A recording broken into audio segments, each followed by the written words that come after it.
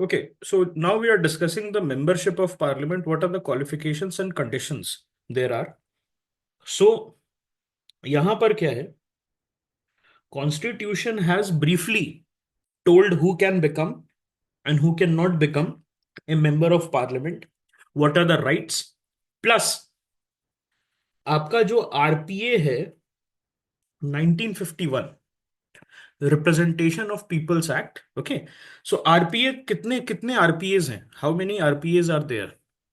There are two RPAs. One RPA is 1950 and the other is RPA is 1951. But whenever we read about disqualification and all these things, we always talk about which RPA? We always talk about 1951. Why is 1950 not talked about? Because it talks about who can be a voter. And it also talks about the basic stuffs regarding the voter. और RPA 1951 जो है ये आपके parliamentarians के बारे में बात करता है. All right, so this is something that you need to understand. Yes, yes, we will be doing the RPS. Don't have to worry. Especially Schedule 8 is important. Okay, Schedule 8 is important for both prelims and mains. ठीक है? Anyways, sorry, not Schedule 8, Section 8. My bad. Membership of Parliament, the Constitution of India, and subsequent legislative measures. तो उसमें subsequent legislative measures समझ में आ रहा है आपको? RPA 1950 and 1951. It specify the qualification. In this case, we are talking about RPA 1951. Qualification required for individuals to be elected as members of parliament, encompassing both the Rajya Sabha, which is the Council of States, and the Lok Sabha, which is the House of the People. These qualifications aims to ensure that candidate possesses the necessary legal status. Legal status कहां से आ रहा है? When I say that statutory provision is giving me something, RPA 1951 में लिखा हुआ है, so I have to attain that legal status. And commitment to the constitutional principle. So whatever briefly is there in the constitution, because what we talked about is the constitution is brief and the parliament जो है, it expands. Constitution gives power to the parliament and then parliament जो है law बना के they expand on that. अब हम बात करते हैं बेसिक कॉन्स्टिट्यूशनल क्वालिफिकेशंस के बारे में. सो सिटीजनशिप जो है, he must be a citizen of India. Oath और अफर्मेशन अगर हम बात करें, so he is required to make and subscribe to an oath and affirmation before a person authorised by an election commission. तो कौन करता है? Election commission. आपने देखा है जब भी भरने पर्चा भरने जाते हैं तो किसके सामने ओथ ली जाती है? एसडीएम, डीएम, है ना? And the oath emphasizes true faith and allegiance to the Constitution, upholding the sovereignty and integrity of India. So ये दो चीजें आपको जो है इस पे ओथ लेनी होती है if you want to fight the elections. What is the age requirement? Rajya Sabha के लिए 30 years and above and Lok Sabha के लिए 25 years of and above. So why this 5 years difference? Why not allow Rajya Sabha to have 30 years? Sorry 25 years. 30 years 5 साल extra क्यों है? देखिए, हमने जब बात की थी राज्यसभा के, तो यहां पर मच्योर इंडिविजुअल्स को हम लोग देख रहे हैं. ऐसे individuals who are seasoned. Who are what? Who are seasoned. Okay. यहां पर the thing is that Rajya Sabha should not be a chamber for backdoor entry of failed politicians. It should be a chamber of entry for people who have significant life experiences. And these life experiences, they will help in the legislative process. Okay. Other qualification क्या है? As prescribed by parliament through subsequent law. तो जो भी चीजें RPA 1951 में parliament डालेगी या उसको मॉडिफाई करेगी, अमेंड करेगी, या पहले से प्रेजेंट है, you have to fulfill that conditions as well. If you are not fulfilling, then you shall be deemed as disqualified. Okay. Additional qualification की अगर हम बात करें, let us talk about it, which is given in the Representation of People's Act 1951. Okay. So elector status जो है, he must be registered. A person who wants to fight the election, he must be registered as an elector for a parliamentary constituency. This requirement is applicable for both Rajya Sabha and Lok Sabha. Notably, a candidate for the Rajya Sabha need not be an elector in the specific state from which they are contesting. Okay. तो यहां पर क्या है, जैसे जयशंकर साहब दिल्ली से vote डालते हैं, बिकॉज आईएफएस थे, फॉरेन सर्विस ऑफिसर, दिल्ली में रह गए बहुत साल तक, तो दिल्ली उनका पता हो गया, एड्रेस हो गया, यहीं पर ये वोट डालते हैं। तो वो गुजरात से लड़ सकते हैं। मनमोहन सिंह जी दिल्ली में वोट डालते थे, और असम से वो राज्यसभा लड़ सकते थे। Okay, so this is something that is there. And representation of scheduled caste and scheduled tribe. So he must be a member of the SC or ST, that is scheduled caste and scheduled tribe, in any state or union territory to contest a seat reserved for these groups. Okay. Members of scheduled caste or tribe can also contest seats not reserved for them. तो ये जो है ना, general seats की जो हम बात कर रहे थे, जो जनरल सीट्स की हम बात कर रहे थे, वहां से भी SC ST लड़ सकते हैं। And can the general people or the SC ST who are not SC ST, can they fight from the SC ST seats? The answer is no. The answer is what? The answer is no. So where do you trace this? ये आप कहां पर trace करेंगे? Would you trace this to the 1932 communal awards and the subsequent Pune Pact, which abolished the separate electorate, and we went for the concept of the joint electorate? So joint electorate जो है, joint electorate में what we had studied was that SC ST, और उस समय schedule caste था, बाद में आपका शेड्यूल ट्राइब जो है उसको भी हमने इंक्लूड कर दिया। SC जो है, basically they will stand and the voters will be from all groups. Okay, so this is for Hindu unity.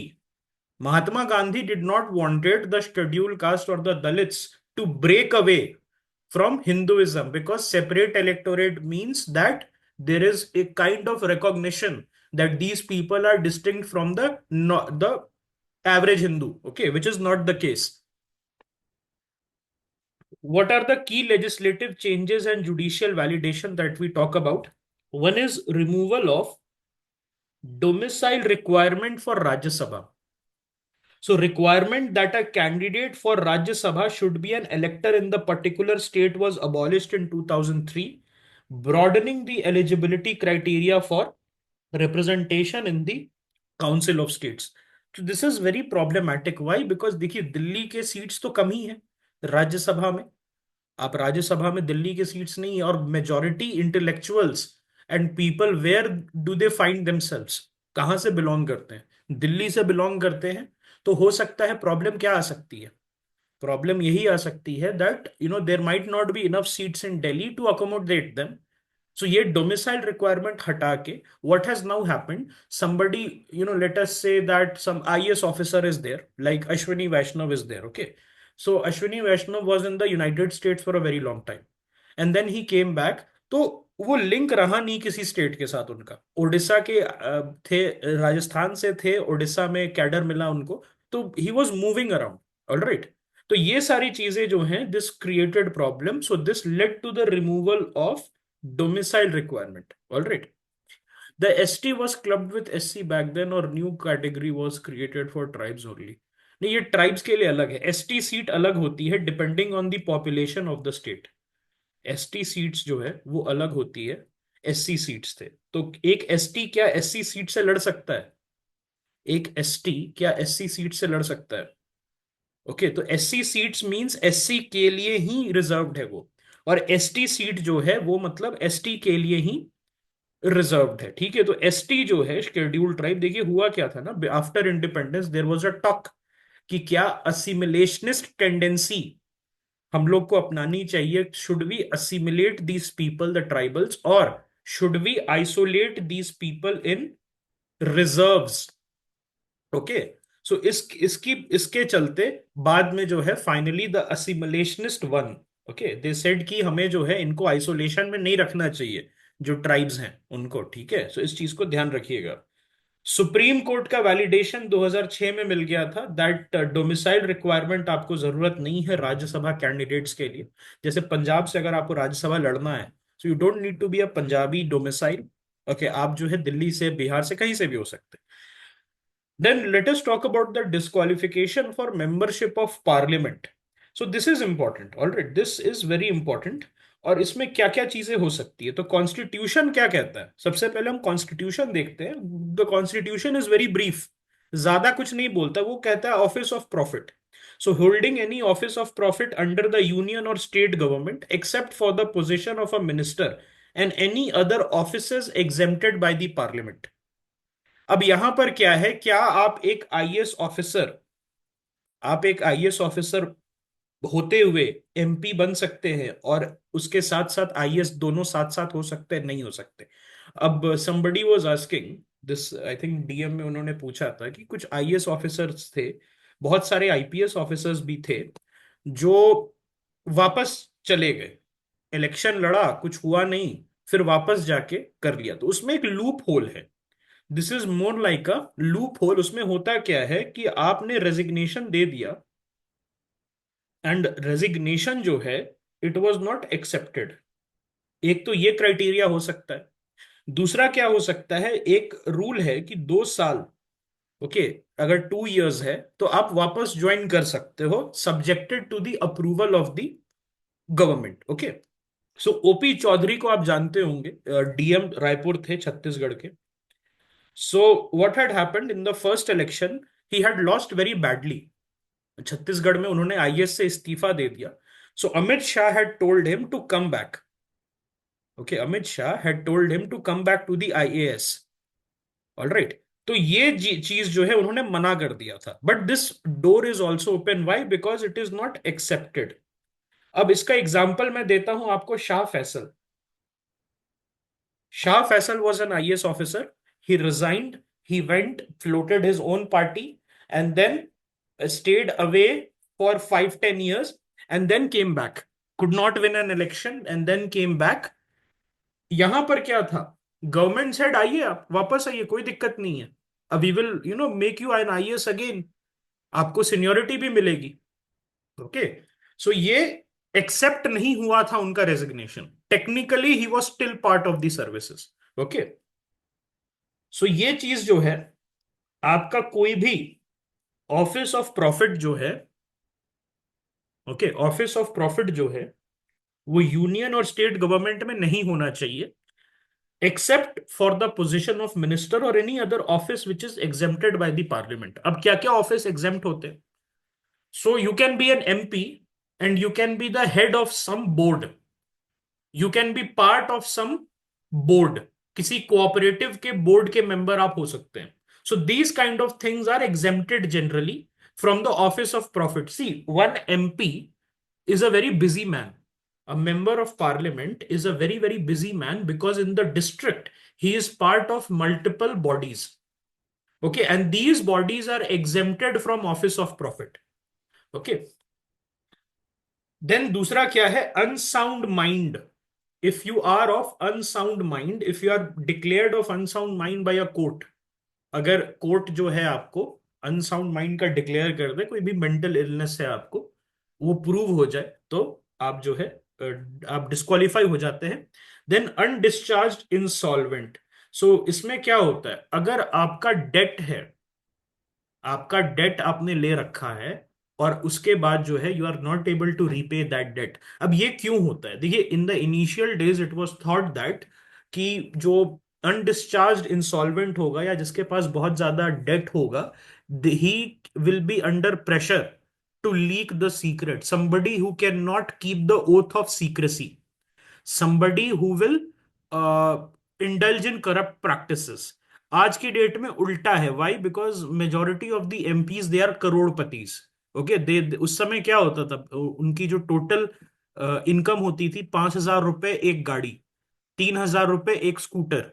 Okay, इस टाइप से लोग आते थे इन the initial days, so it was taken very seriously. आज के डेट में the thing has change, money power and muscle power, it has taken over.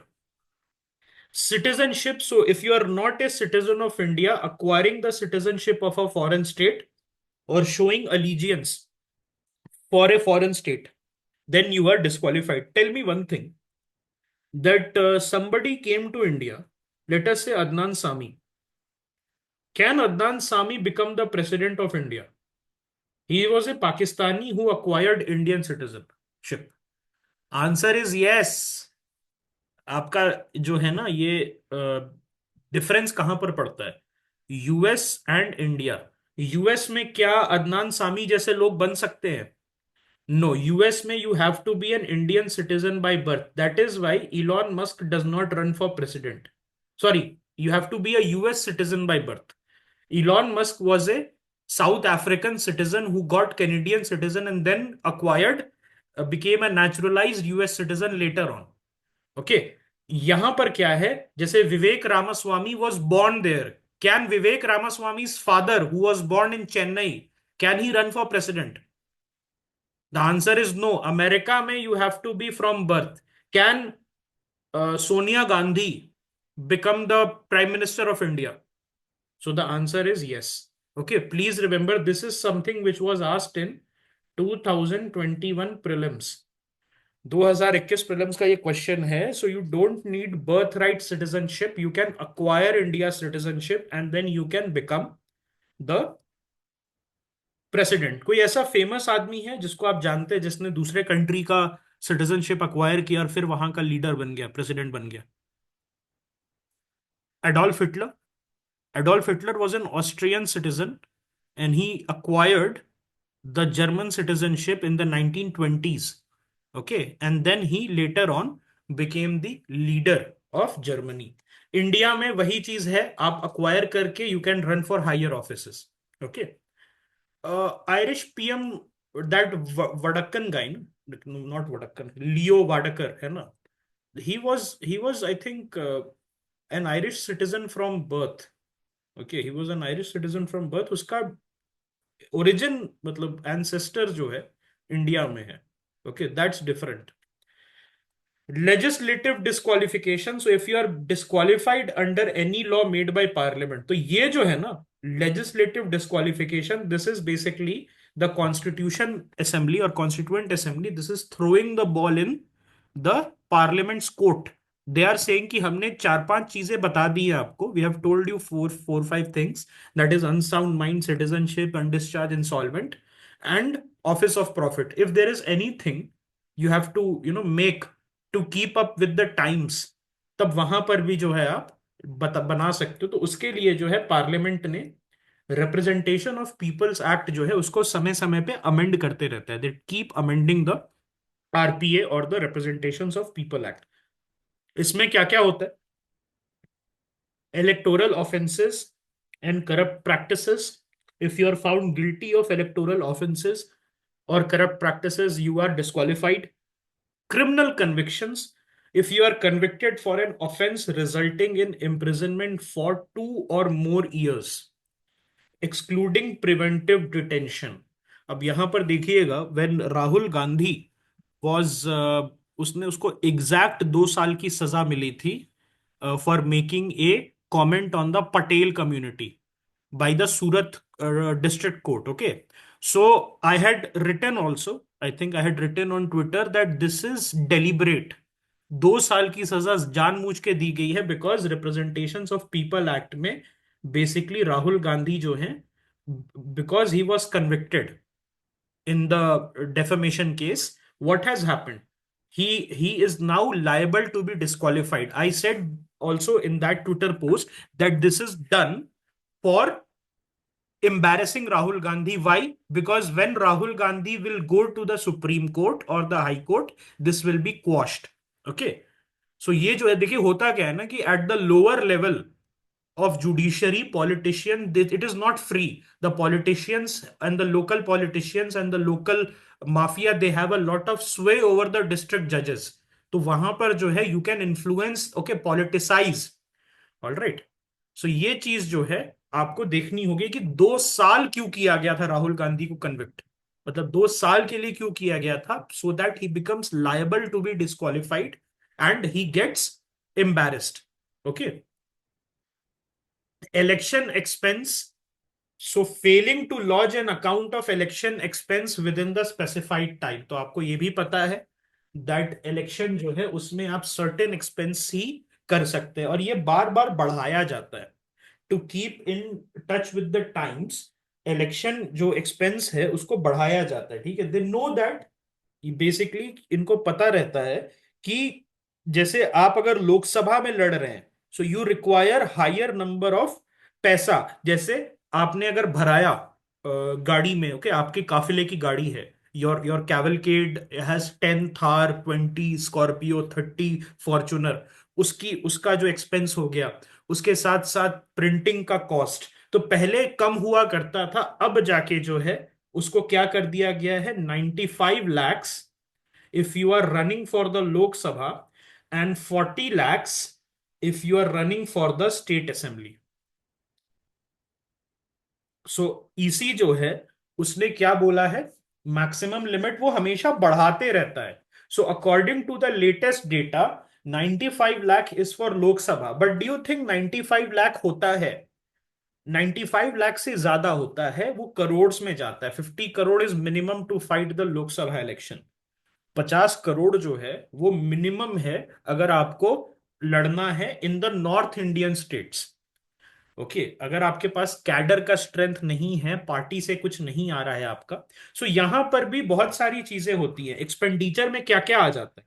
Expenditure में public meeting, rallies आ जाती है, एडवर्टाइजमेंट्स का खर्चा, होर्डिंग्स का खर्चा, पैम्फलेट, जितना भी कैंपेन मटेरियल है, ये सारी चीजें आपकी आ जाती है। तो 95 lakhs, why it is higher in LS? Because in LS, Lok Sabha, what happens, you have to cover multiple constituencies, whereas in state assembly you have to make do with a small constituency. Okay, जैसे कि मान लिया कि MLA जो बनता है generally he has a hold on 70-75 kilometres, 70-75 kilometre. एक MP जो है उसका बहुत बड़ा होता है, उसका होल्ड जो है और उसका जो टेरिटोरियल लिमिट होता है, इट इज 300-400 किलोमीटर्स। उतना वो ज्यादा हो गया, बट डिपेंडिंग ऑन पॉपुलेशन भी होता है। ओके, यस, एक एमपी के कंस्टिट्युएंसी में 5-6 एमएलए आ जाते हैं। सो 95 लाख है। ओके, 95 लाख है। अब जैसे बहुत लोग गाड़ी लेके आते हैं, तो इलेक्शन कमीशन पूछे कि कहाँ से गाड़ी आया, सो दे माइट से मेरे शुभ चिंतक ने भेजा है, ये मेरा एक्सपेंस का नहीं है, या they might say all these things. Okay, इनके पैसे कहाँ से आते हैं? जनरली इनका पैसा जो है लोकल बिजनेसेस देते हैं। जैसे ज्वेलरी स्टोर पे ये पहुंच जाएंगे अपना हाथ जोड़ के कि थोड़ा थोड़ा सा आप जो है हेल्प कीजिए, ज्वेलरी स्टोर वाले they don't want to get harassed, तो 50 लाख 60 लाख रुपए दे देते हैं। Okay, government contract, so if you are having an interest in government contract work और सर्विस, यू आर डिस्क्वालिफाइड। तो एमपीज जो है वो कैसे करते हैं फिर? मेंबर ऑफ पार्लियामेंट अपने भाई भतीजे वगैरह को यूज करके गवर्नमेंट कॉन्ट्रैक्ट्स लेते हैं। Corporation involvement, holding a position of profit or being a director in corporation where the government holds at least a 25% share. So you can be a businessman. Okay, you can be a businessman, but you cannot be a involved in a company. You cannot be involved in the company जहां पर 25% share और उससे ज्यादा government का है, because this is office of profit. Okay, dismissal for corruption or disloyalty. So being dismissed from government service for corruption or disloyalty to the state. अगर आप ऐसे गवर्नमेंट सर्वेंट हैं जिनको करप्शन के लिए और डिसलॉयल्टी के लिए जो है आपको डिसमिस कर दिया गया है, then you are liable, okay, to be dismissed. promoting enmity or social crimes. So being convicted for promoting enmity between different group, तो this is communalism। Communalism, casteism वगैरह अगर आप करते हैं, ब्राइबरी में आपको कन्विक्ट किया गया है, सती, डाउरी, अनटचेबिलिटी में आप कन्विक्टेड हैं, so what is what is going to happen, you will not be allowed to, okay, run for the election. अब हम एक और बात करते हैं, you want to say something, add something before we move forward?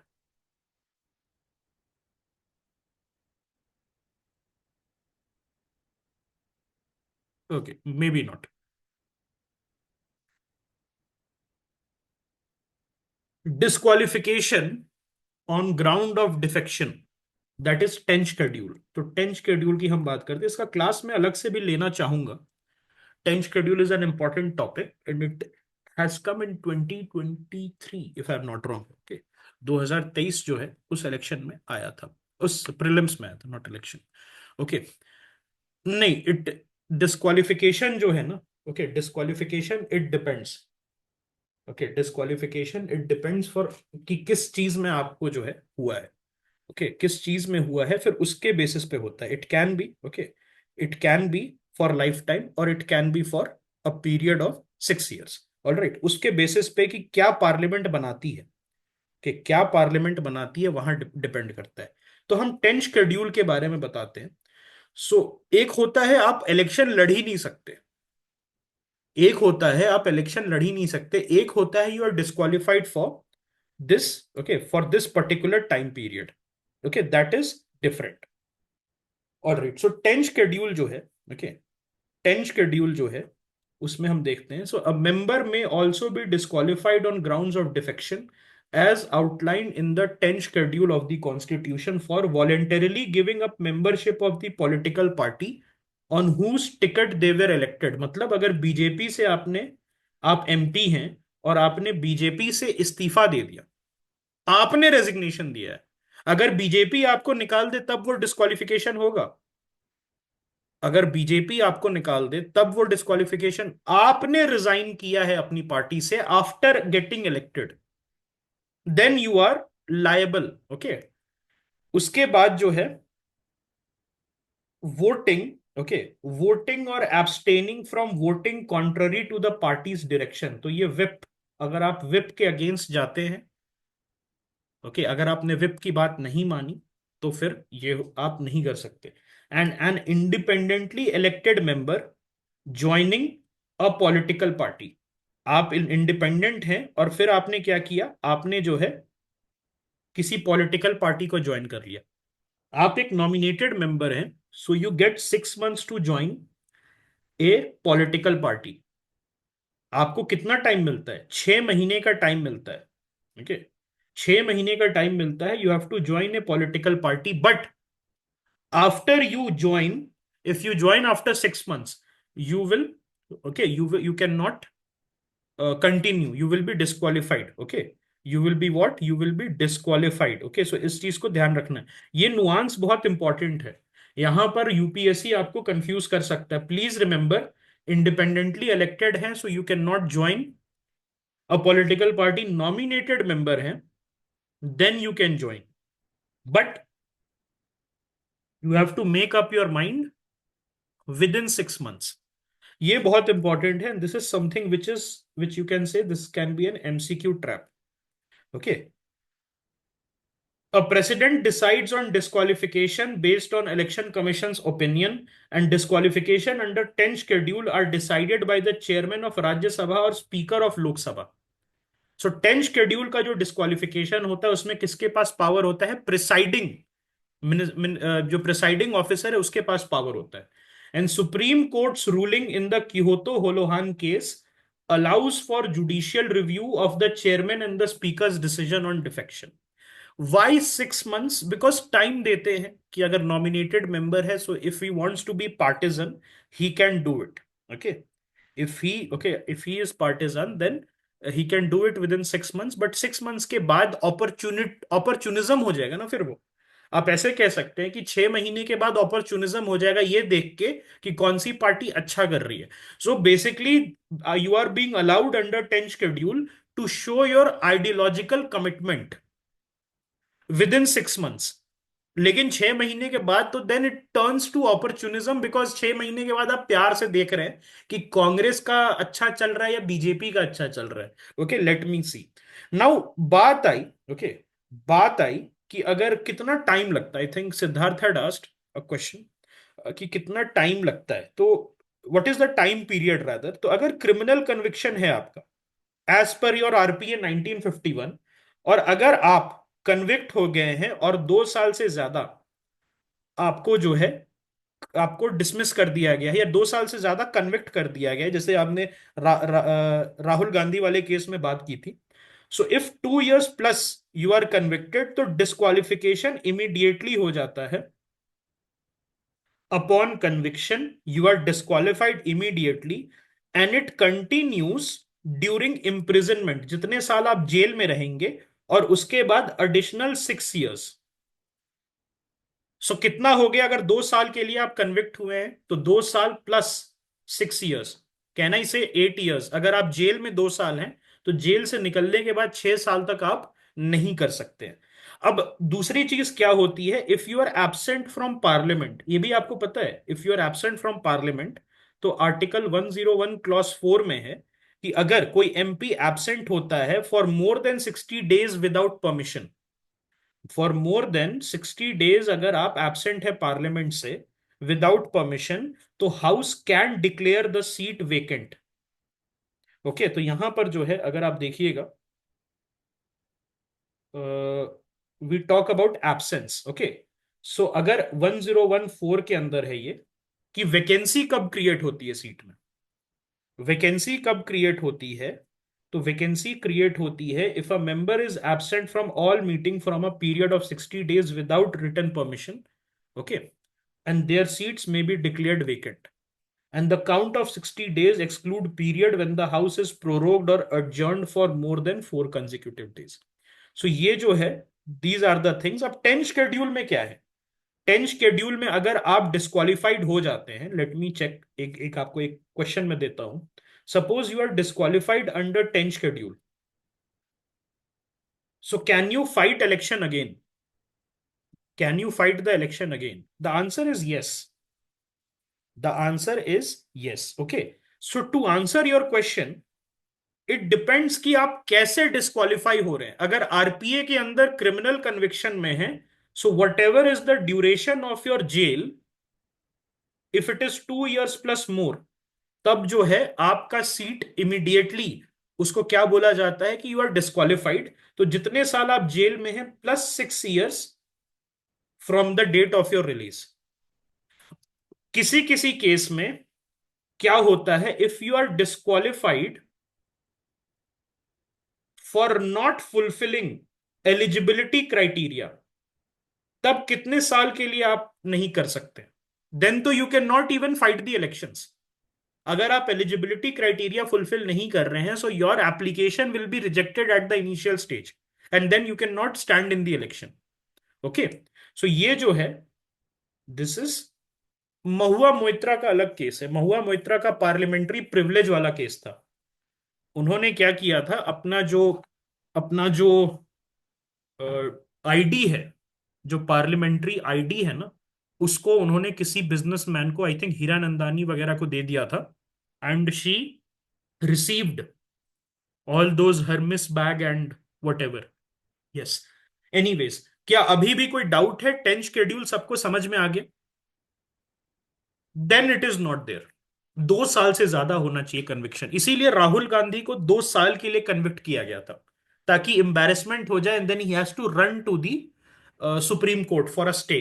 उससे कम होता तो he would not have been disqualified. Okay, is it clear? क्या 10 शेड्यूल सबको समझ में आ गया? आरपीए 1951 समझ में आ गया? Dowry, untouchability, bribery, corruption. Okay, disloyalty के लिए अगर आप गवर्नमेंट सर्विस से डिसमिस हुए, करप्शन के लिए डिसमिस हुए, then you can not fight. Okay, alright.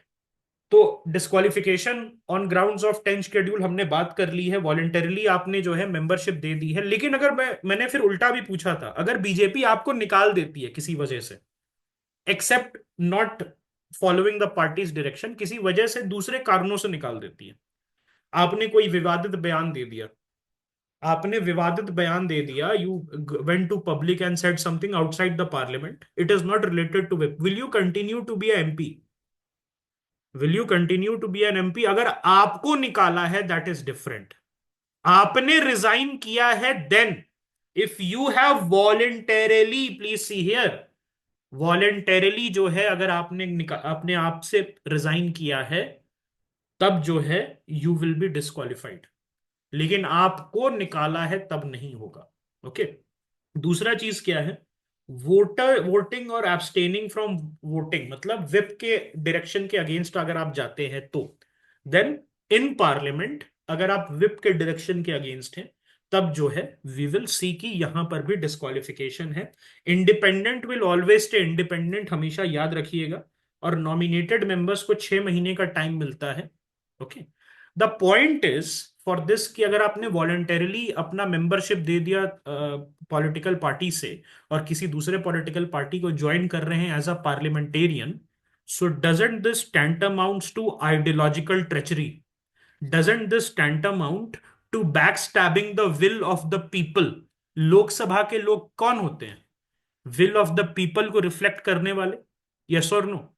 सो अगर आपने बीजेपी के टिकट पे लड़ा और फिर आप कांग्रेस में चले गए, तो आपने एक तरीके से बैकस्टैब किया कि नहीं? So this is basically to counter the Aaya Ram Gaya Ram phenomena. What is this? In the 1960s, in the 1960s, people were changing parties every week. Okay, in an इसीलिए people they use to mock these people. Ram is basically, Ram और श्याम हम use करते हैं ना, जैसे John Doe होता है बाहर में, टू टू स्पेसिफाई समबडी। तो उसी तरीके से हम क्या करते हैं, आया राम और गया राम। तो सब मजाक उड़ाते थे, 1960s की बात है, specially during the Congress split ये बहुत हुआ था, इसीलिए 10th शेड्यूल लाया गया।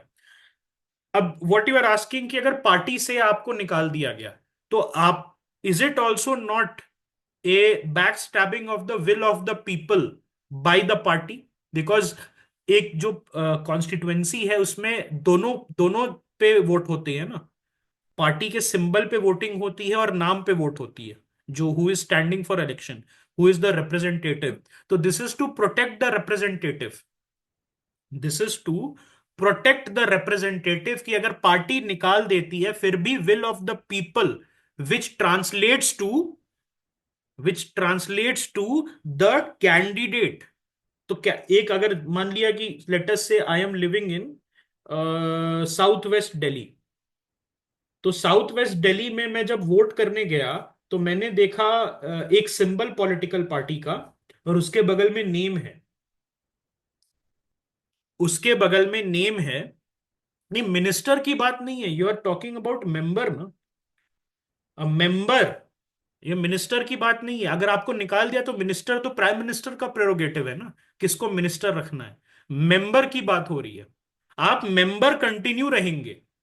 जैसे स्वाति मालीवाल जो है, वो उनको आम आदमी पार्टी से की वो एमपी है ना राज्यसभा में, आम आदमी पार्टी ने उनको इलेक्ट किया था राज्यसभा में।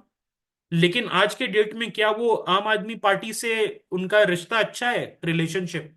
But she is still there ना, because she has not voluntarily resigned.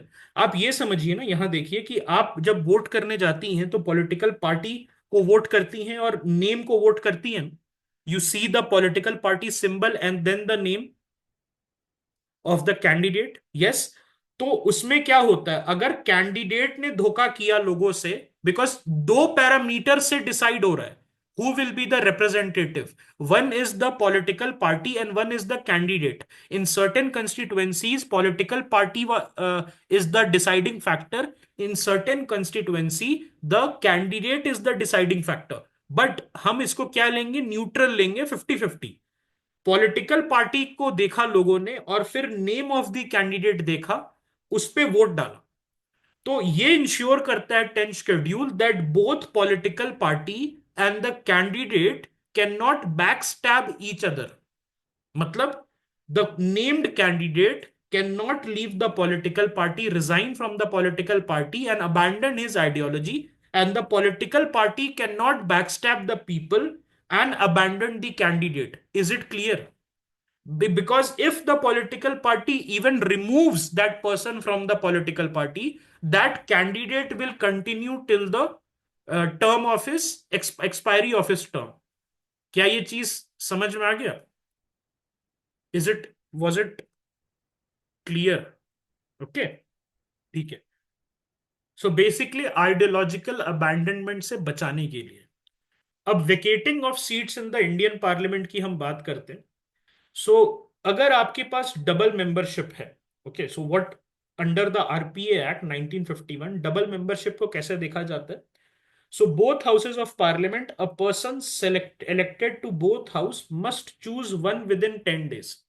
Rajya Sabha MP हैं आप और लोकसभा में इलेक्ट हो गए, ऐसा भी होता है ना, राज्यसभा के एमपी लोकसभा में इलेक्ट हो जाते हैं, अभी हुआ था राज्यसभा एमपी बंगाल में लड़े थे, बंगाल में हार गए थे वो। तो राज्यसभा एमपी, तो अगर आपने आरएस और एलएस दोनों में जीत लिया है, आरएस के मेंबर हैं आप, एलएस में जीत लिया है, तो you must decide whether 10 with in 10 days कि कौन सा सीट आपको चाहिए। आरएस का सीट रिटेन करना चाहते हैं या उसको चाहते हैं आप, या एलएस का सीट जो है रिटेन करना चाहते हैं। Otherwise, if you can't decide in 10 days, your Rajya Sabha seat will become vacant.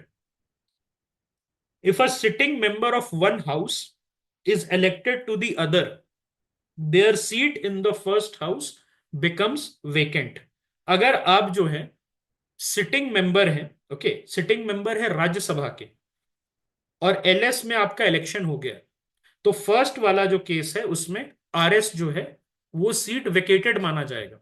Okay, 2 seats in one house, जैसे मोदी जी जो है उन्होंने अपने फर्स्ट टर्म में बनारस से भी लड़े थे, वाराणसी से भी लड़े थे, और उसके साथ साथ वडोदरा से भी लड़े थे, if I am not wrong, है वडोदरा एंड बनारस। तो दोनों जगह से लड़े थे, तो 1 सीट जो है उनको चूज करना होगा if a person is elected to both seats. Vadodara में he won with a massive mandate, and Varanasi में भी also he got a massive mandate, तो he chose Varanasi. Okay, and failing to do so results in both seats becoming vacant. अगर मोदी जी decide नहीं कर सकते, कर पाते, तो दोनों सीट वेकेंट हो जाता।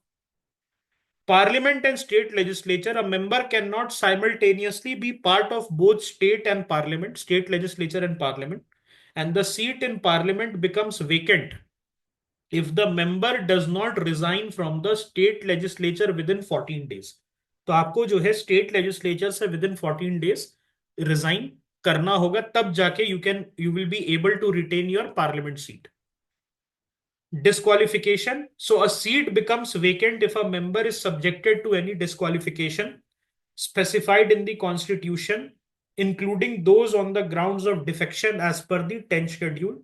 Resignation, अगर voluntarily आप resign करते हैं, तो आप जो है लीडर ऑफ द हाउस को लिख के, that can be either the speaker if you are from Lok Sabha or chairman if you are from Rajya Sabha, you can resign, and the seat becomes vacant upon acceptance of the resignation, which may not be accept if deemed non voluntary or non genuine.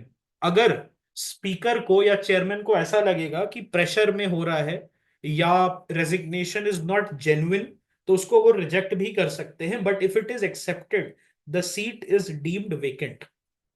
Absence हमने बता दिया, article 101 clause 4, उसमें 60 दिन तक, 60 days तक अगर आप without permission गायब हैं, ओके, तो उसमें जो है your seats will be declared vacant, may be declared vacant. Okay, permission की बात होती है, you have to take permission. Many actor actresses who join the parliament, अगर आप देखेंगे तो ज्यादा वो आते नहीं है, because they are busy in all these their shoots. Okay, तो उनके केस में क्या होता है, दे मस्ट बी टेकिंग परमिशन, उसके लिए उनका पीए जो होता है, पर्सनल असिस्टेंट, वो ये सब काम करता है उनके लिए, so to ensure that they are up to date with all the rules of the houses. Other cases, so if the court declare a member's election void if a member is expelled by the house, and if a member is elected to the office of president, vice president, or appointed as governor, so your seat is deemed to be vacated. Election of a disqualified person, so Representation of People Act 1951, it allows the High Court to declare an election void if a disqualified candidate is elected, और वो disqualified candidate जो है he can appeal to the supreme court. तो इसका मतलब क्या है, high court जो है it can review the election of a disqualified person and deem him, okay, deem his election to be void, but this disqualified person who is deemed disqualified by the high court, he can go to the supreme court। इसका मतलब यहां appeal process is present, the high courts decision is not final and binding. अब हम बात करते हैं oath और affirmation के बारे में। So before assuming their duties, every member of either house of parliament must make and subscribe to an oath. तो ये जो ओथ है, it emphasizes the commitment to uphold the constitution, maintain the sovereignty, integrity, and discharge their duties faithfully. यहां पर इस oath को एक चीज बोलते हैं हम लोग, आपने गोपनीयता की शपथ सुनी है? You have oath of secrecy, you must have heard about this, कि पार्लियामेंट में लोगों ने ओथ ऑफ सीक्रेसी लिया। ओके, सो ये जो गोपनीयता की शपथ है, जिसको हिंदी हिंदी में हम गोपनीयता कहते हैं और इंग्लिश में भी say this is the oath of secrecy. Alright, so this is to be taken by the members, so oath of affirmation and oath of secrecy। Okay, तो ये क्या होता है basically, I whosoever is the member, I do swear in the name of God that I will not directly or indirectly communicate or reveal to any person any matter which shall be brought under my consideration or shall become known to me। okay, तो ये सारी चीजें जो है, this is basically taken, okay, taken people by whosoever is becoming the ministers, all right, whosoever is becoming the minister from the members। MP से अगर आप minister के लिए इलेक्ट होते हैं तो आपको ओथ ऑफ सीक्रेसी भी लेनी होती है। Why? Because as a minister, because as a minister you will be privy to confidential information of the state. तो अगर आप मिनिस्टर बन जाते हैं तो हो सकता है आपको पता चल जाए कि शास्त्री जी को किसने मारा, नेताजी का क्या हुआ। अगर आप ये चीज जाके रणवीर के पॉडकास्ट पे और प्रखर के पॉडकास्ट पे जाके बोल देंगे, सो क्या इससे इंडिया बच पाएगा? Would India be able to handle that? नहीं। सो इसीलिए ओथ ऑफ सीक्रेसी अलग से दिलाई जाती है to the people who will be becoming ministers, so that it ensures की कॉन्फिडेंशियलिटी जो है वो मेंटेन रहे। Is it clear? और जो आपके मेंबर्स ऑफ पार्लियामेंट हैं, they take an oath which emphasizes their commitment to uphold the constitution of India, maintain the sovereignty and integrity of the nation and discharge their duties faithfully। Failure to take the oath, अगर आपने मना कर दिया या आपने oath नहीं लिया, prohibits the member from participating in house proceedings or exercising parliamentary privileges and immunities। तो जब तक आप ओथ नहीं लेते हैं तब तक you won't come under the ambit of parliamentary privilege and immunity. और उसके बाद जो है पेनल्टी आप पे 500 रुपए पर डे के हिसाब से लगेगा। तो 500 रुपए आप बोलेंगे अरे तो दे ही सकता है आदमी, इतने करोड़पति लोग एमपी बनते हैं तो आप दे सकते हो, लेकिन ये बहुत दिन से अपडेट नहीं हुआ है। So a lot of things they do not get updated. ये जो कॉस्ट वाला होता है ना, पार्लियामेंट के लॉ से जनरली आपको, या लोकसभा राज्यसभा के रूल्स में रहता है कि इतना आप पे पेनल्टी लगेगा अगर आपने ओथ नहीं लिया। इसीलिए आपने देखा होगा भी रिसेंटली क्या हुआ था कि Yogi ji had given 300 rupees to a Sanskrit scholar. आपने देखा था, 300 रुपए दिया था संस्कृत स्कॉलर को एज अ स्कॉलरशिप। तो ये क्यों होता है? वाई डज दिस हैपन कि 500 रुपए ही रह जाता है, 200 रुपए, 10 रुपए रह जाता है? सो इसीलिए होता है कि 1960s में बना था, तो 1960s के हिसाब से it was a life changing amount for a Sanskrit scholar. 1970s में पूरे महीने का खर्चा निकल जाता था 300 में। अब उसको आपने 1970 से अपडेट नहीं किया, सो व्हाट हैज हैपेंड, आज ये मॉकरी बन गया है कि 300 रुपए का तो हम केएफसी खा जाते हैं या डोमिनोज खा जाते हैं। Okay, so this is the problem. आप बोलेंगे 500 रुपए बहुत बड़ा पेनल्टी नहीं है, बट जब निकला था तो it was a big penalty, and उस समय जो एमपीज होते थे उतना पैसा नहीं होता था उनके पास, they use to come from the normal background. So जितने दिन आप अनऑथराइज्ड पार्टिसिपेशन करेंगे आपको 500 रुपए की पेनल्टी, और उसके साथ साथ आपको प्रोहिबिट भी किया जा सकता है from participating in the house proceeding और exercising parliamentary privileges. What is one problem that you find with oath nowadays? What is one problem that you find with the oath? Last year कुछ oath हुआ था तो आपने देखा तो बहुत बढ़िया, बहुत एकदम सही स्लोगनियरिंग। Okay, sloganeering is the problem. This can be asked in a way in your GS2। GS2 polity में जो है आपसे पूछा जा सकता है कि it has become oath and all these things, they have become politicised. कोई जय श्री राम कह रहा है, कोई नारा तकबीर कह रहा है, कोई जय भीम कह रहा है, समथिंग समथिंग अपनी आइडियोलॉजी बता रहा है। ओके, और एक भाई साहब थे पप्पू यादव, वो तो 12-13 स्लोगन्स मारे थे। And when the house whosoever was giving the interim speaker, so he basically said क्या कर रहे हैं, so he started to heckle him। okay, so ये प्रॉब्लम आ सकती है। Salaries and allowances, so salaries and allowances जो है बेसिकली प्रेजेंट थी कि आप जो है उनको सैलरीज एंड अलाउंसेस मिलेगी, लेकिन कोई पेंशन नहीं था। फिर बाद में पेंशन जो है वो भी एस्टैब्लिश कर दिया गया था। Do you know what is the good thing about this pension for the members?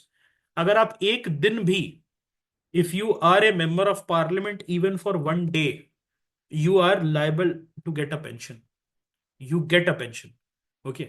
So pension जो है वो आपको मिलती है, और इनकी सैलरीज इंक्रीज होती रहती है। So in 2018 monthly salary was raised from 50,000 to 1 lakh, and constituency allowance from 45,000 to 70,000, and office expense allowance from 45 to 60,000। Daily allowance जो है 2,000 रुपए कर दिया गया है। एंड पेंशन जो है इनकी, वो 25,000 रुपए 2018 में रखा गया है, और हर समय ये बढ़ता रहता है। I know one guy, he was a MLA from Janata Dal United. He is a family friend in Bihar, and he was only for one day. 90s में he became, and the Janata Dal United government fell very soon, so he still gets the pension. आज भी जो है उनको हर हर महीने खाते में आ जाता है पेंशन, एक ही दिन के लिए थे। MPs also receive benefits such as travel facility, free accommodation, telephone service, vehicle loan and medical facility। तो ये सारी चीजें जो है अकोमोडेशन के लिए जो है कमिटी बनती है, पार्लियामेंट्री कमिटीज देखती है कि अकोमोडेशन जो है उसके लिए इनफ है। तो इसमें डिस्टिंक्शन होता है। सीनियर MPs जो होते हैं, they gate bungalows, proper bungalows. और जो जूनियर MPs होते हैं, जो फर्स्ट टाइम MPs होते हैं, they get flats. Flats are good enough, but bungalows जो है उतना सप्लाई है नहीं दिल्ली में। तो जैसे 6 टाइम पार्लियामेंटेरियन, 7 टाइम पार्लियामेंटेरियन आप हैं, तब जो है आपको बंगलो दिया जाएगा। अगर फर्स्ट टाइम जूनियर पार्लियामेंटेरियन है, then you shall be allotted a type 6 quarter और type 5 quarter, depending upon the availability.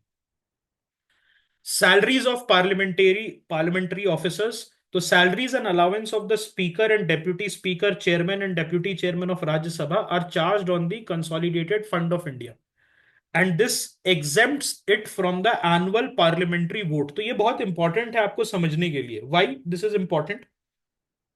Charged on consolidated fund of India, exempting from annual parliamentary vote. What does this imply? Can you tell me? इससे implication क्या होता है? I just wish to understand. इससे जो है implication क्या हो सकता है, वो आप मुझे बता सकते हैं?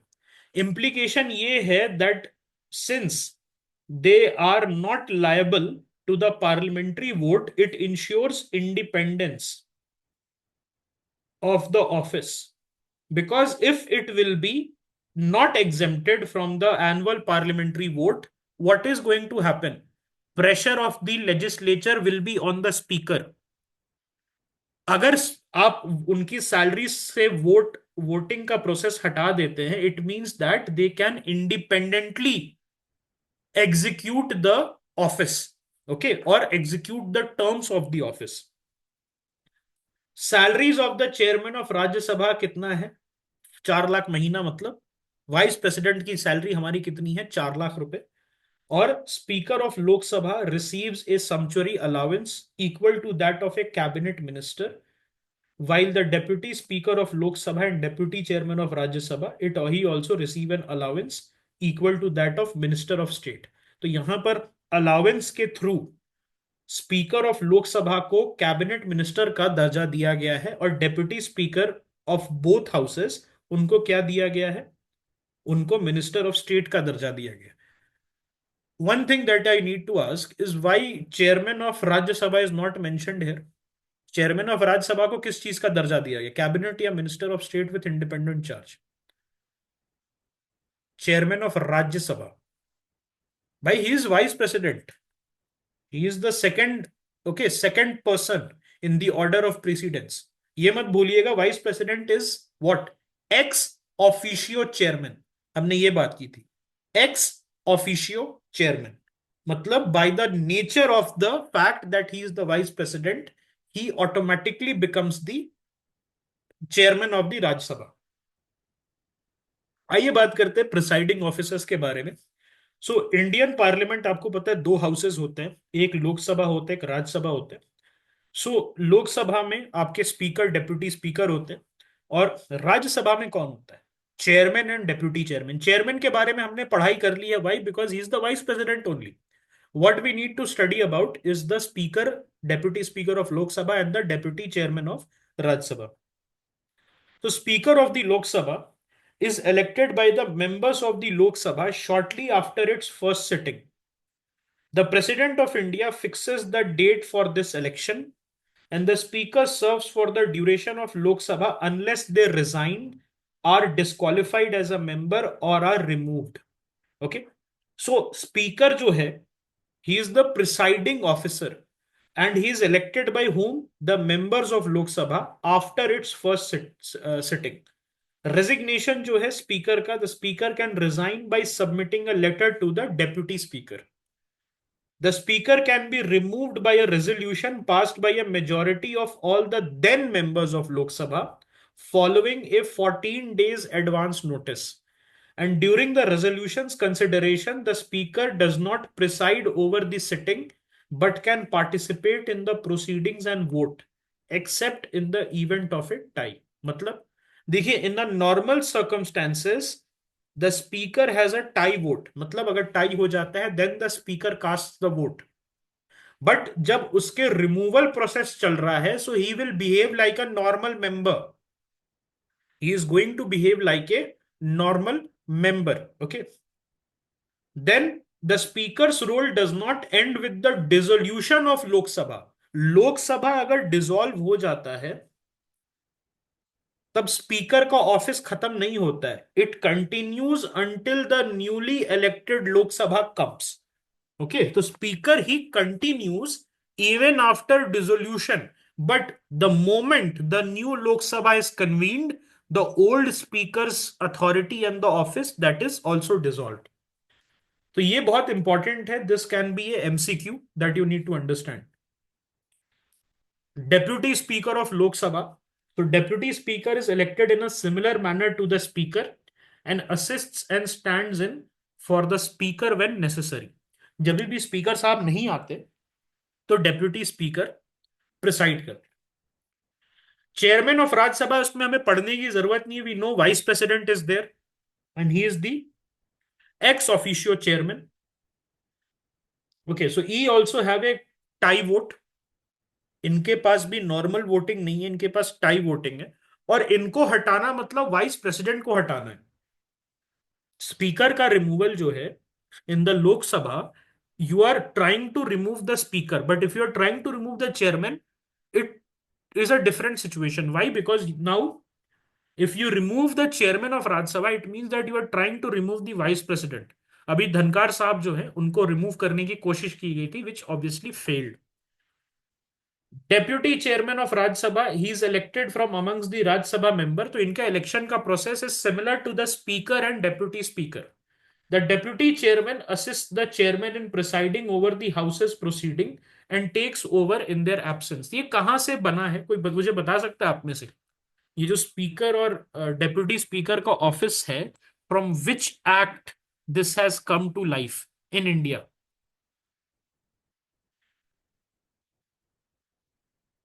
आर्टिकल बोल रहा हूँ, government of India act 1919. Government of India act 1919 से आया है.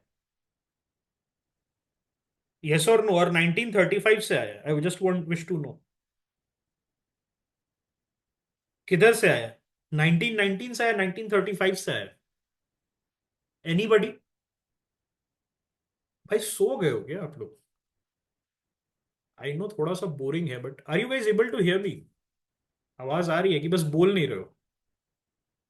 अच्छा, सुनाई दे रहा है ना. बस मैं वही पूछ रहा हूँ कि 1919 एक्ट से है, इन 1935 एक्ट से. द ओरिजिन कहां से था? लेजिस्लेचर कहां बना था सबसे पहले? अगर आपने देखा होगा तो सबसे पहले स्पीकर का कहां से था? सो position of speaker and deputy speaker जो है, it was established under GOI act 1919, जिसको आप मोंटेग्यू चेम्सफोर्ड रिफॉर्म्स भी कहते हैं. ओके. और 1921 में सेंट्रल लेजिस्लेटिव असेंबली में उस समय क्या कहा जाता था? प्रेसिडेंट और डेप्यूटी प्रेसिडेंट कहा जाता था. ओके. ऑलराइट, और प्रेसिडेंट और डेप्यूटी प्रेसिडेंट बाद में जाके आपका स्पीकर और डेप्यूटी स्पीकर बन गया. So who was the first president? It was a person whose name was Frederick Whyte. और who was the first deputy speaker और deputy president? It was Sachchidananda Sinha. Okay, so इस चीज को याद रखिएगा. प्लीज रिमेंबर दिस, दैट आपका जो speaker है वो कहां से आया है office? 1919 government of India act से आया है. कहां से आया है? 1919 गवर्नमेंट ऑफ इंडिया एक्ट से आया है. एंड उस समय प्रेसिडेंट कहा जाता था. इंडिपेंडेंस के बाद उसको स्पीकर बोलने लगे हैं. और उस समय फ्रीडरिक वाइट करके एक बंदा था जो प्रेसिडेंट बना. एंड सच्चिदानंद सिन्हा जो है, he later became the he also became along with him the deputy president. Okay, और गवर्नमेंट ऑफ इंडिया एक्ट जो है उसने इसको 1935 गवर्नमेंट ऑफ इंडिया एक्ट जो है उसका उसमें रीनेमिंग हुआ स्पीकर और डेप्यूटी स्पीकर. और इसी ट्रेडिशन को जो है हमने इंडिपेंडेंस के बाद कैरी किया. ओके, ऑलराइट, तो ये चीज जो है आपको समझना होगा. क्या ये क्लियर है? So if I ask you, the office of speaker was first introduce in which act, तो आप क्या कहेंगे? The office of speaker implemented in which act? 1919 कहेंगे. बहुत बढ़िया, ठीक है, थोड़ा सा ये रहिए, जोश में रहिए.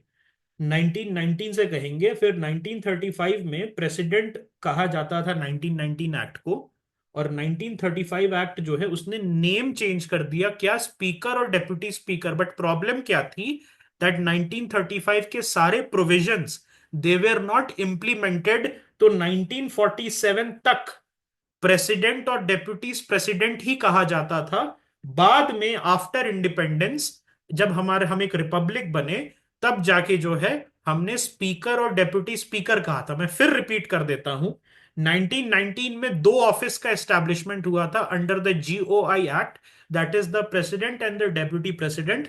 Friedrich white, who was a British politician, he became the president of the Central Legislative Assembly, and Sachidanand Sinha became the deputy president. 1935 में name nomenclature was changed to what? It was changed to speaker and deputy speaker, but it was not implemented. इसीलिए 1947 तक, 15th August 1947 तक we continued with president and deputy president. And finally, after independence, we then shifted to the nomenclature of speaker and deputy speaker. क्या ये चीज clear है सभी को? उसके साथ साथ there is a panel of chairperson. Okay, there is a panel of chairperson or vice chairperson. So both houses has a panel of chairperson, and Rajya Sabha has a panel of vice chairpersons appointed to preside over session जब speaker और deputy speaker ना रहे. अगर speaker नहीं रहेगा तो deputy speaker will be there. And अगर deputy speaker भी नहीं रहेगा तो who will be there? Somebody who is in the panel of chairperson. और पैनल ऑफ चेयरपर्सन में जनरली किसको इंक्लूड किया जाता है? द सीजन पार्लियामेंटेरियंस, जो 6 7 8 बार से सेलेक्ट हो रहे हैं, तो उनको जो है दर्जा दिया जाता है. And they are asked. Deputy speaker should be from opposition. This is not an official rule, this is rather a convention, जिसको जो है रिसेंट टाइम्स में निभाया नहीं गया है. Okay, both the speaker and deputy speaker. पहले कहा जाता था कि deputy speaker at least should be from the opposition so that neutrality can be there. But आज के डेट में इसको फॉलो नहीं किया जाता है. Okay, there is no hard and fast rule, please remember. Deputy speaker should be from the opposition, जिसको parliamentary convention की तरह देखा जाता था. बट आज के डेट में जो है, these people they basically they do not follow that. Okay, now, role, powers, and functions of the Speaker of Lok Sabha. So, Speaker of Lok Sabha, he holds a position of great honor, dignity, and authority. Yes, and Speaker's power and duties are derived from three main sources. कहाँ से Speaker का power आता है? Constitution of India से आता है, Rules of Procedure and Conduct of Business of Lok Sabha से आता है, and Convention से आता है, Parliamentary Conventions. So, सबसे strong power कौन सा है? Which is the strongest power possible? It is the power which is accorded by the constitution, and then comes the rules of procedure, and finally comes the parliamentary convention. Okay, convention, this is not something which is codified. Codification इसका lacking है. Convention मतलब प्रथा चली आ रही है, हमारे यहां तो ऐसे होता है जी. This is what is convention. Okay, right. तो कोडिफिकेशन लैकिंग है, whereas rules of procedure and conduct and constitution के जो प्रोविजन है, these are very well structured and codified, कहीं लिखे हुए हैं. तो that is why they are powerful. What are the key powers and duties of the speaker? Maintaining order and decorum. Final interpreter. Okay, he act as the final authority on the interpretation of the constitution, Lok Sabha rules and parliamentary precedent. Where? Inside parliament. Okay, or inside the house. House के अंदर ही is the final interpreter. House के बाहर कौन है? Final interpreter of the constitution. House के अंदर आपके स्पीकर साहब है, हाउस के बाहर सुप्रीम कोर्ट है. Okay. Quorum management. What is quorum? It is the minimum number of parliamentarians who is necessary, whose presence is necessary so that the proceedings of the house can go ahead. कितना percent है? 10%. मतलब अगर 543 members हैं तो at least 55 members have to be present. अगर 243 members हैं तो उसमें से at least 25 members have to be present in the Rajya Sabha, और उसके बाद ही they can, okay, they can basically start. So he can adjourn the house or suspend meetings in the absence of a quorum, which is 1/10 of the total strength. The speaker does not vote in the first instance, but has the right to cast a vote in the event of a tie.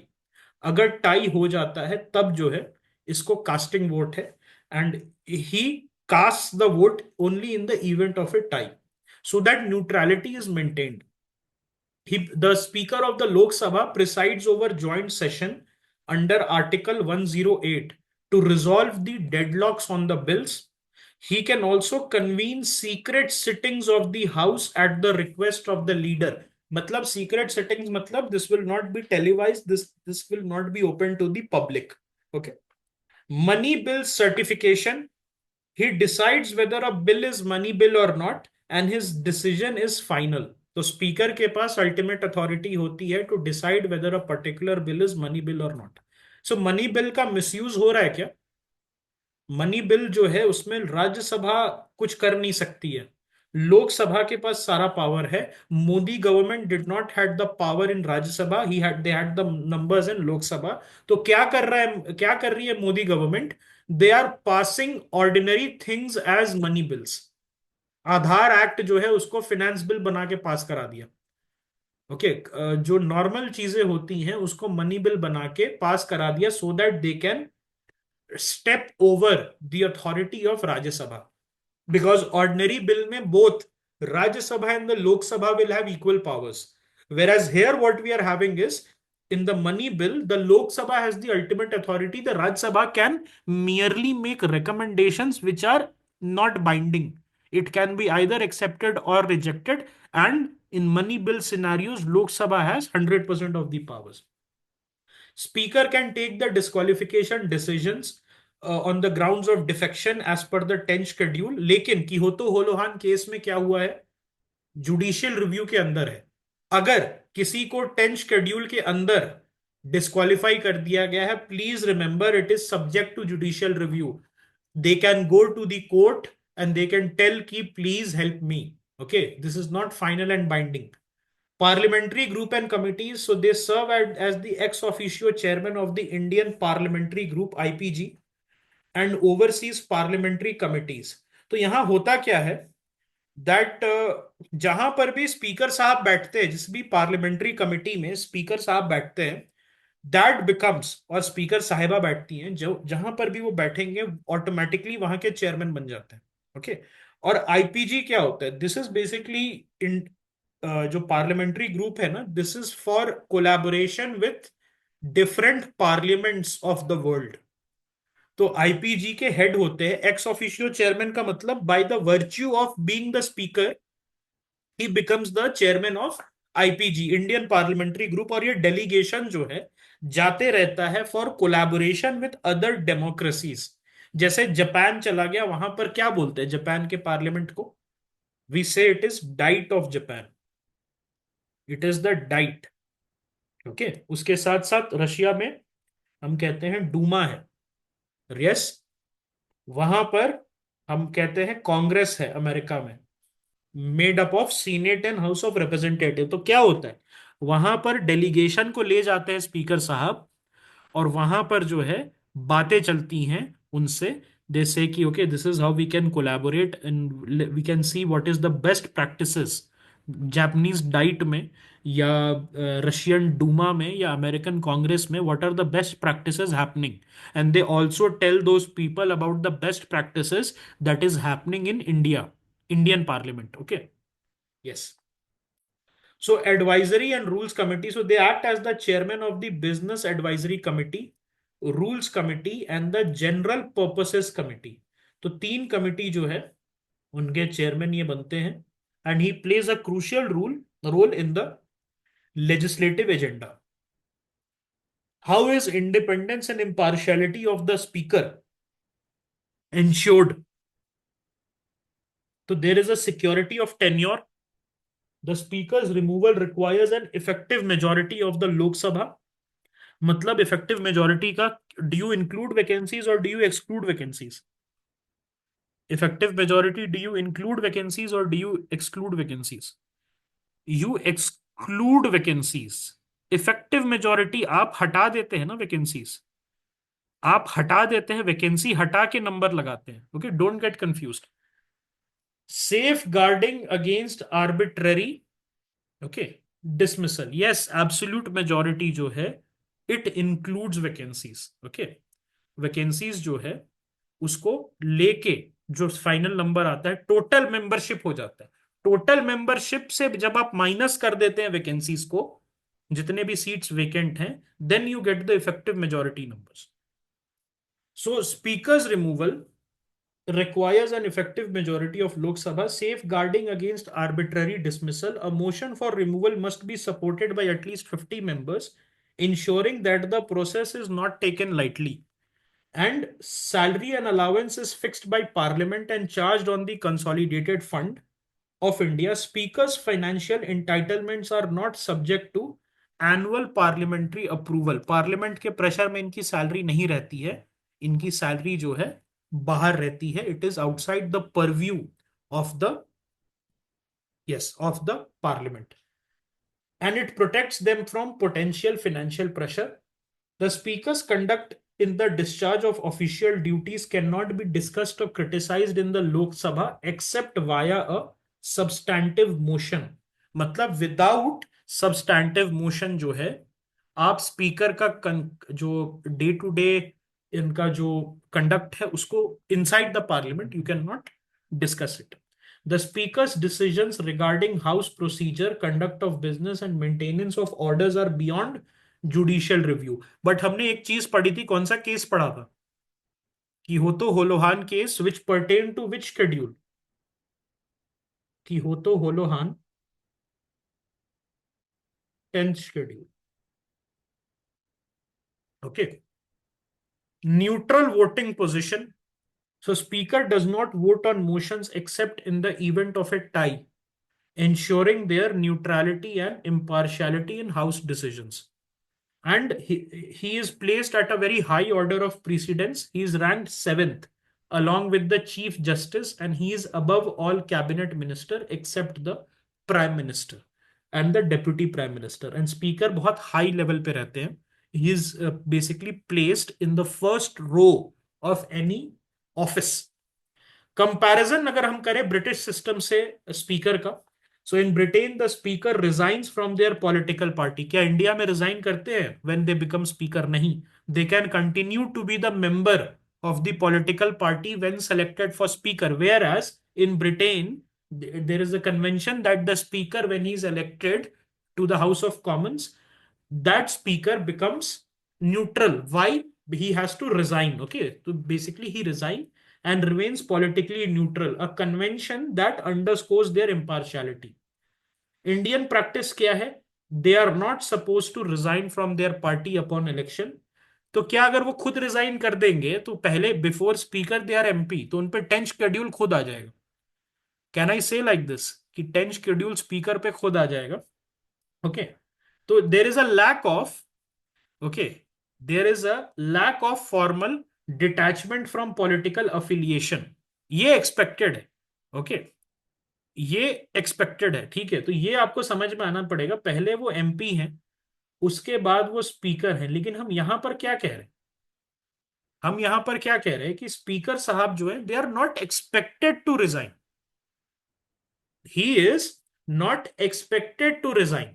लेकिन अगर MP resign कर देता है, okay, MP अगर resign कर देता है political party से, तो can he continue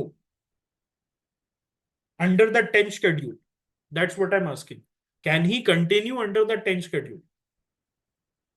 So the answer is no, they cannot continue. They will attract disqualification under 10 schedule. Why? Because he has resigned from the political party.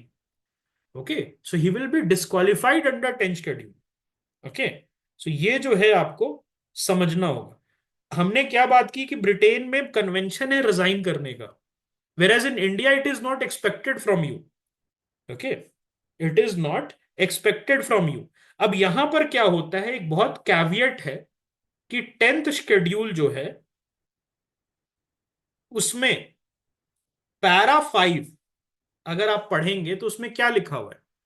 10 schedule के para 5 में है that the speaker is permitted to resign from their political party without facing disqualification. ये है difference. मैंने क्या बताया? अगर MP resign कर देता है, इफ एमपी रिजाइंस, तो 10th शेड्यूल के अंदर resigns from political party, I am saying, okay, 10th schedule के अंदर this person will be disqualified. अब आप कहेंगे कि सर अगर ये जो है जो आपका स्पीकर है अगर वो डिजाइन कर दे तो वो भी तो पहले एमपी है ना। लेकिन प्रॉब्लम यहां पर है कि 10 शेड्यूल में there is a separate para 5 जहां पर इम्यूनिटी दी जाती है, ये कह के, ओके, ये कह के कि जब आप स्पीकर बनेंगे, जब आप स्पीकर बनेंगे तब आप रिजाइन कर सकते हैं for the sake of neutrality, and then you can again join the political party after relinquishing your speaker position. क्या ये चीज क्लियर हुई? whosoever has asked this question, क्या स्पीकर भी डिस्क्वालीफाई हो जाएगा अगर इंडिया में रिजाइन कर देता है? सो 10th शेड्यूल के पैरा 5 में लिखा हुआ है there is immunity to be neutral. You can resign as a speaker from the political party and then you can join back once you have given up the speaker position. But the thing is, you are not expected to resign. आप BJP के member, Congress के member continue कर सकते हैं while being the speaker. But if you decide to resign, you will be given immunity under 10 schedule because you are the speaker. Whereas the normal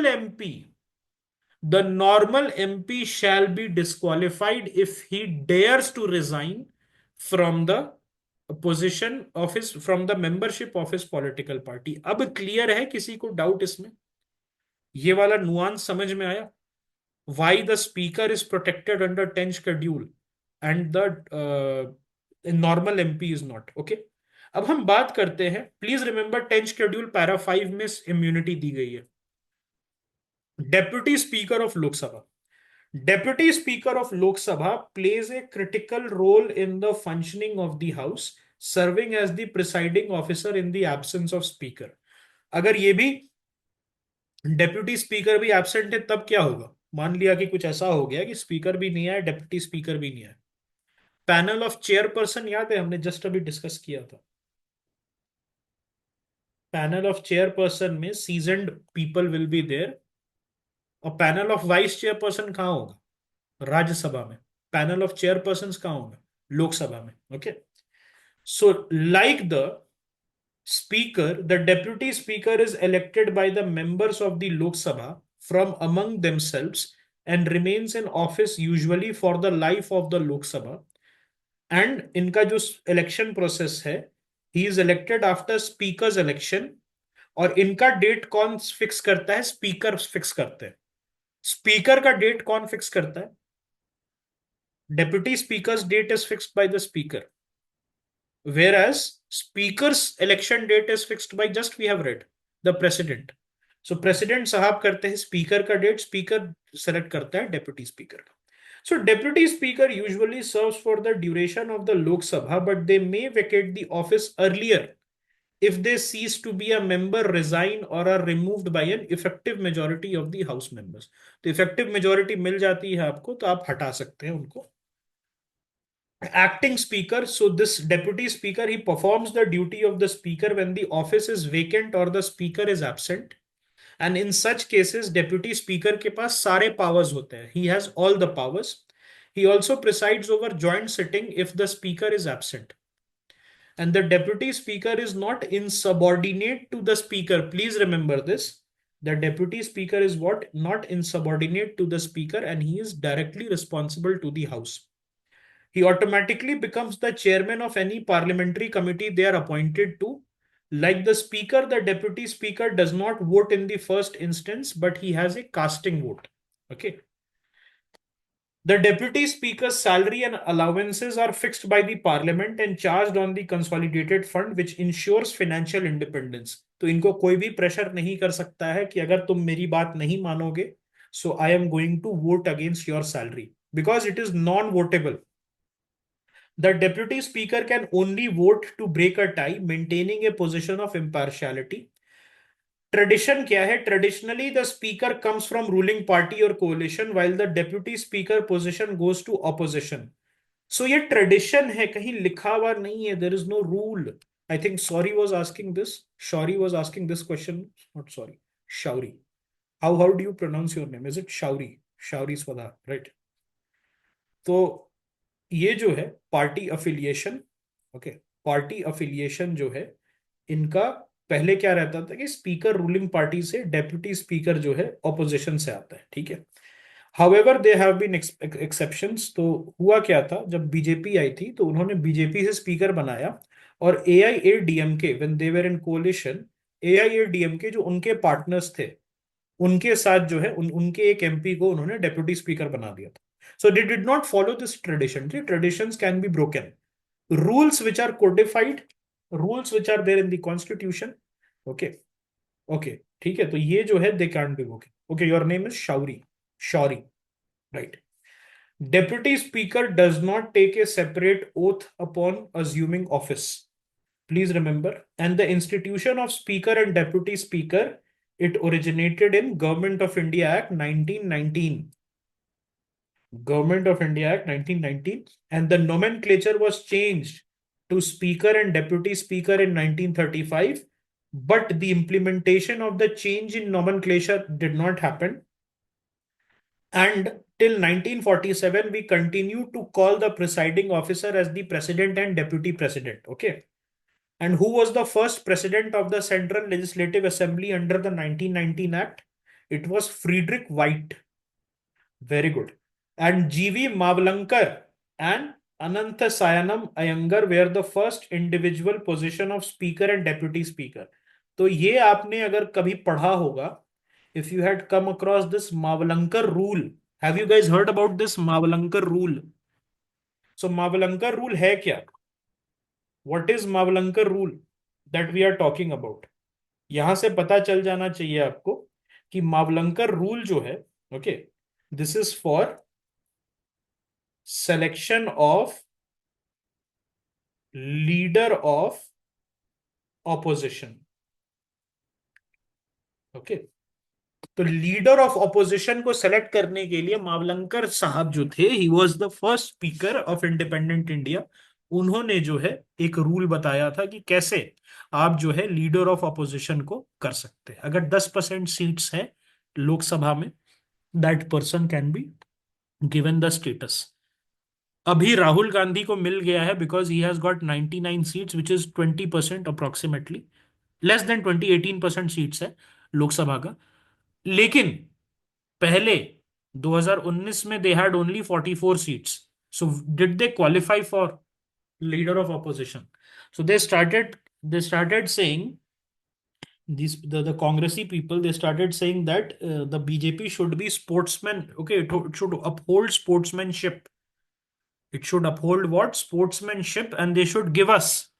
अभी तो 99 seats था तो they had to be given.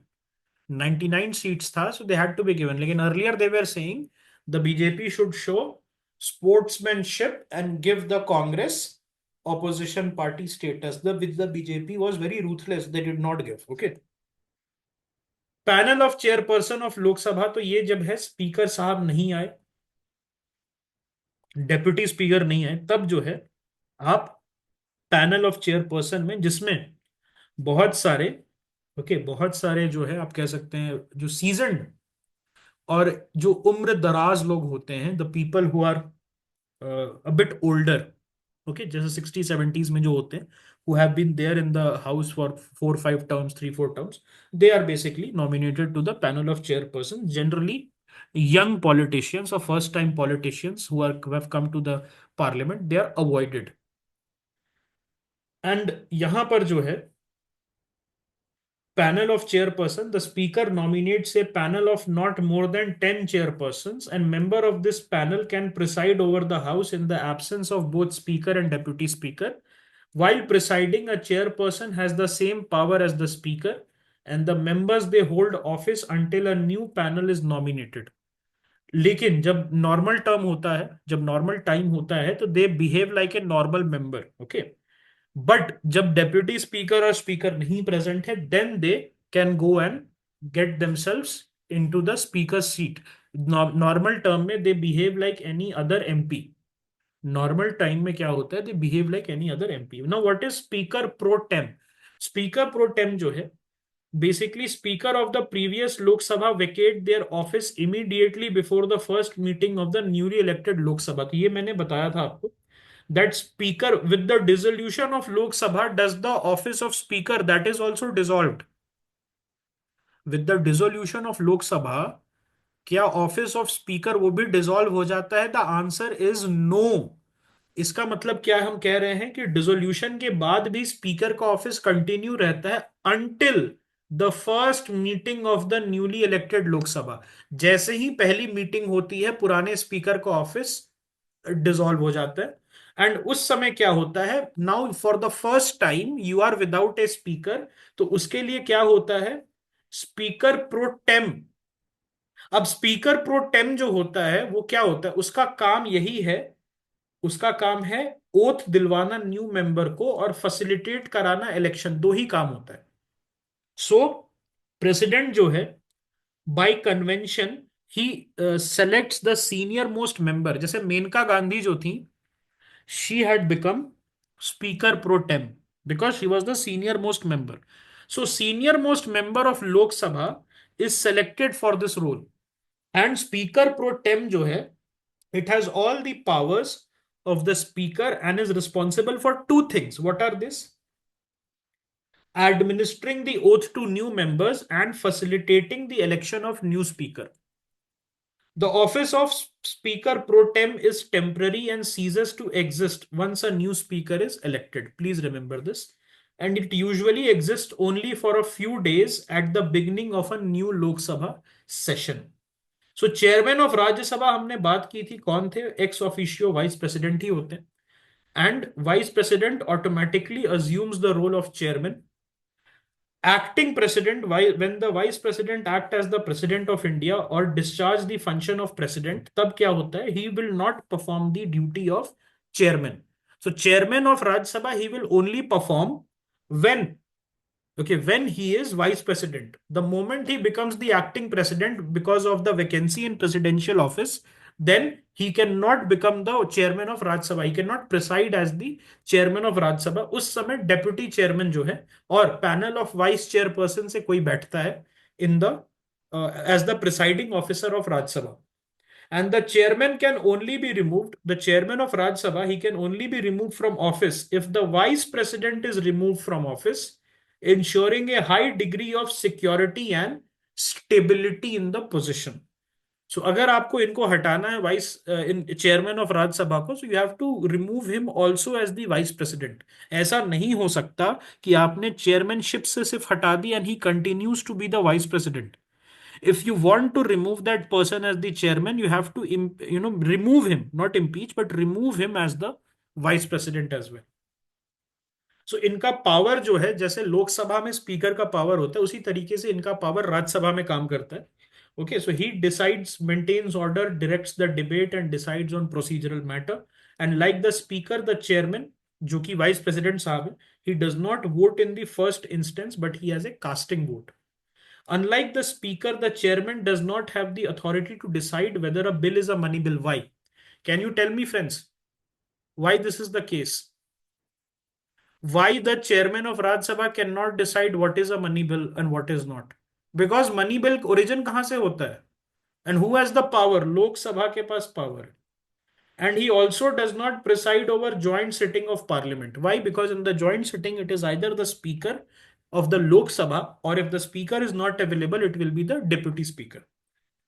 The chairman is not a member of Rajya Sabha. Why? The speaker is a member of Lok Sabha and then he is selected as speaker. Whereas if you become the VP, you are automatically there in the Rajya Sabha. You don't need to be a member.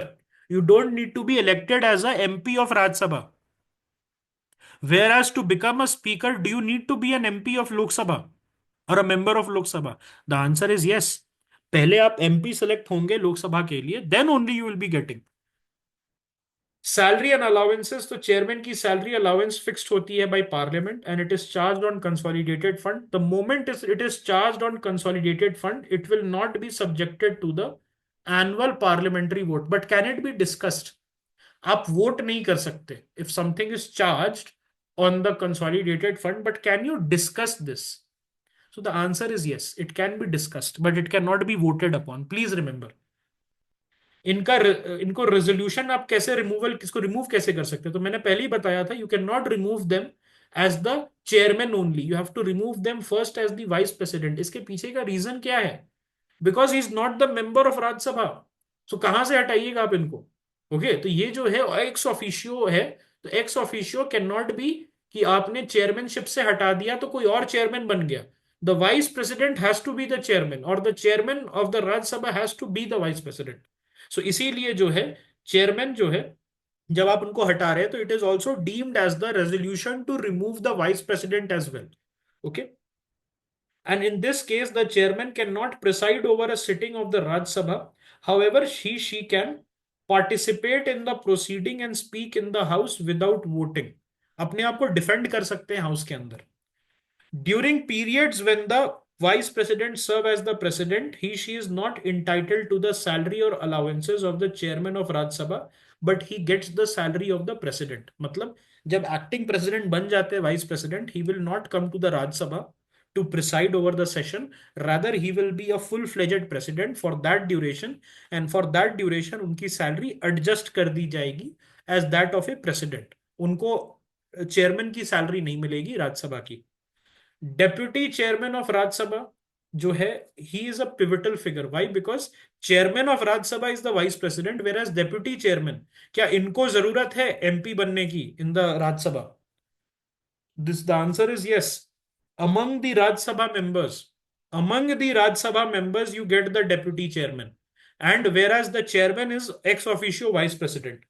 So deputy chairman may vacate the office upon ceasing to be a Rajya Sabha member, and he can resign by writing to the chairman or removal by an effective majority of the house member with a 14-day advance notice.